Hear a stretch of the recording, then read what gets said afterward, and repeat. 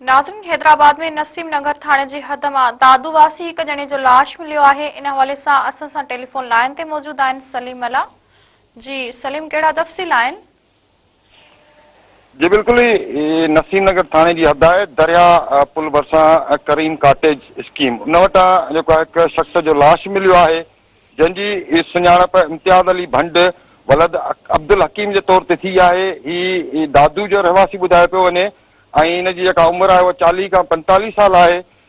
Police जो चवणु आहे त हिनखे जेको आहे कुहाड़ी लॻल आहे, जंहिंजे नतीजे में ही फौत थियो आहे। हिन जो लाश सिविल अस्पताल हैदराबाद मुंतकिल कयो वियो आहे, जिते ज़रूरी कार्रवाई कई पई वञे। नसीम नगर पुलिस जो चवणु आहे त वारिस जेको आहे कुझु देरि में थाणे ते पहुचंदा। उन खां पोइ जेको आहे केस दाख़िल कयो वेंदो ऐं समूरे मामले जी जांच कई पई वञे त ही वाक़ियो कीअं पेश आयो आहे। जी सलीम, महिरबानी जी।